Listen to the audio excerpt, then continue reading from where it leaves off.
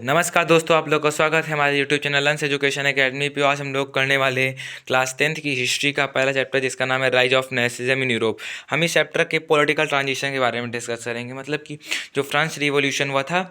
इस जो वीडियो का माइंड मैप है मैं दो पार्ट में कर दूंगा। एक में होगा फ्रांस के रिवॉल्यूशन का, और दूसरा बन जाएगा यूनिफिकेशन ऑफ इटली, जर्मनी और ब्रिटेन वाला के सब। और बाकी इस चैप्टर की वन शॉट वीडियो जल्द से जल्द आएगी, उस पर वर्क चल रहा है अभी। तो मैंने सोचा कि पहले इसका आपको ट्रेलर दिखा देता हूँ कि किस तरह के चैप्टर पढ़ाने वाला हूँ मैं। तो मैं इस चैप्टर को माइंड मैप में क्लियर करता हूँ। तो ज़्यादा टाइम ना वेस्ट करते हैं, टॉपिक करते हैं स्टार्ट। टॉपिक को स्टार्ट करने से पहले मैं आपको बता दूँ, अगर आप लोग वीडियो पर पहली बार हैं तो वीडियो को लाइक जरूर कर दीजिएगा, चैनल को सब्सक्राइब करना तो भूलना ही मत। अपने दोस्तों को शेयर भी करें ना कि वो भी पढ़ लें। स्टार्ट करते हैं टॉपिक को। बात हो रही थी लुई 16 की, जो कि बर्बन डायनेस्टी से रिलेट करते थे। 1789 की बात है जब राजा बने थे। तो इनकी जो डायनेस्टी चलती आई थी 1774 से 1792 तक गई थी। तो जब ये राजा बने थे तो उन्होंने देखा कि जो खजाना था, जो उनकी संपत्ति थी, वो पूरी खाली थी, क्योंकि भाई इनके जो दादा परदादा लोग थे ख़त्म कर दिए थे। तो इन्होंने देखा कि यार मैं जब मेरे पास कुछ है ही नहीं तो मैं राजा किस काम का। तो इन्होंने ज़बरदस्ती अपने फ्रांस में वो सेंसरशिप लगा दिया था और टैक्सेस बढ़ा दिए, जिसके कि इनका कुछ फ़ायदा हो। पर वहाँ की जनता तो ठीक सही होशियार, तो उन्होंने कहा भाई ये गंदा राजा, इसको हटाओ, दूसरी कोई पार्टी लाओ। तो दूसरी पार्टी आती है नेशनल कन्वेंशन, जिसे कहते थे रेन ऑफ टेरर पढ़ा जाता है, जिससे आपने क्लास 9 में पढ़ाई होगा। जिसके जैकोबिन क्लब के लीडर थे जिनका नाम मैक्सिमिलियन रॉबेस्पियर था।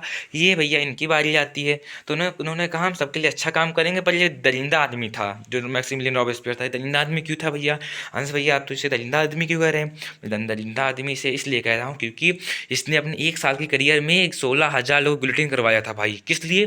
कि 4 लोग मिलकर कहीं इसकी बातें तो नहीं करें, कहीं सत्ता तो ना पलट दें, जैसे लुई 16 के किए थे। तो डर का माहौल था इसके बीच में।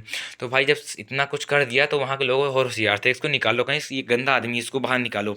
तो फ्रांस के लोगों ने इसको हटा दिया। अब इसके बाद आते हैं 1795 में, और 1799 तक डायरेक्टरी आती। डायरेक्टरी में होता था ये था कि इसमें 5 पीपल्स का एक ग्रुप हुआ करता जो कि डिसीजन लेते थे। मतलब कि डिसीजन लेते तो थे, डिसीजन सोचा जाता कि इसके ऊपर विचार करेंगे। तो अगर वो लोग, फ्रांस लोग चाहते थे कि अगर एक लोग के पास पावर होगी तो उसका गलत यूज करेंगे, तो 5 लोगों में पावर बांट दी गई। पर 5 लोगों में पावर बांट तो दी गई, जब कोई मुद्दा आता था बात करने की तो डिसीजन सही जा नहीं पाता था। ये कहते ये नहीं, ये कहते ये नहीं, तो इससे मिसकंसेप्शन आ जाता था, जिसकी वजह से डिसीजन पहुंच ही नहीं पाते थे अपने तक। तो ये भी गवर्नमेंट काम नहीं करी। फिर इसके बाद आते हैं नेपोलियन बोनापार्ट, जो कि 1804 में राजा बनते हैं, 1797 में इटली को इन्वेट कर लेते हैं।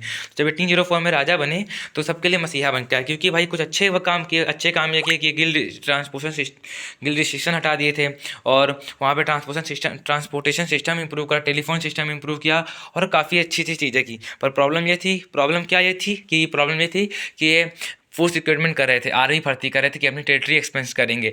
और ये बाद में जाके ये सेंसरशिप भी लगा दिया, टैक्सेस बढ़ाने लगा ये भी। वो बाद में धीमे धीमे डिक्टेटरशिप के अंदर आ गया। तो हुआ ये था कि इस अब बात एक कुछ एग्जाम में कई बार क्वेश्चन आता है कि नेपोलियन बोनापार्ट कैसे आ रहा। तो बैटल ऑफ लिप्जिग 1830 में जो हुई थी, ये रशिया को इन्वेट कर रहा था, पर रशिया वाले ठहरे होशियार आदमी तो पीछे चलते चले गए।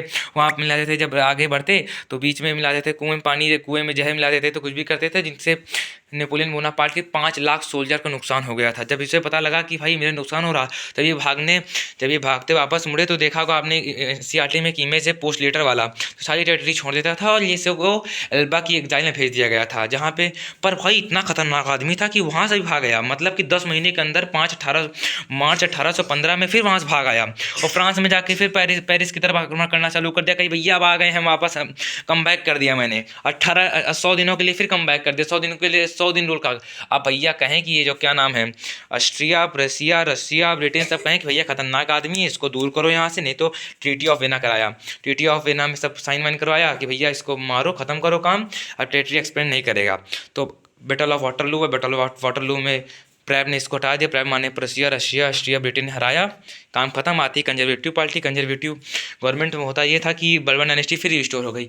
अब फ्रांस के लोग सोच रहे हैं ससुरा ये तो हम फिर लेके आवा रहा है, मतलब 1789 में राजा बनावा रहा है, 16 में खटावा, मैरी एंटोनी को मरवावा, फिर आए गए ही कंजर्वेटिव, फिर आए गए, अब इनका हटाओ, ला दी इनको, काम सही कर नहीं रहा भैया। वहाँ लुइस फिलिप निकला, भड़का है रिवोल्यूशनरी का, कहिए कि ये हमारा परिवार का है पर गंदा आदमी, इसको निकलवाओ यहाँ से। तो लुइस फिलिप आते हैं, जुलाई रिवॉल्यूशन 1830 में हुआ था, हरवाई। फिर लुइस फिलिप आए, लुइस फिलिप ने अपना जलवा मचाया भैया पूरा अच्छे से, वो भी राजा बने, कॉन्स्टिट्यूशनल मोनार्की चली। ज़्यादा नहीं भी नहीं चली, क्योंकि वहाँ पे आ गए हंगर हेडशिप में हुआ यह था कि वहाँ पे क्राइसिस आ गए, दाम बढ़ गए अचानक से, पॉपुलेशन बढ़ने लगी थी, फसल नुकसान हो चुकी तो परेशान हो गए वहाँ के लोग, तो ये भी काम से गया। बात थी नेशनल असेंबली की बात। 1814 में फाइनली नेशनल असेंबली बन ही जाती है कि भैया ये सब कुछ हो गया।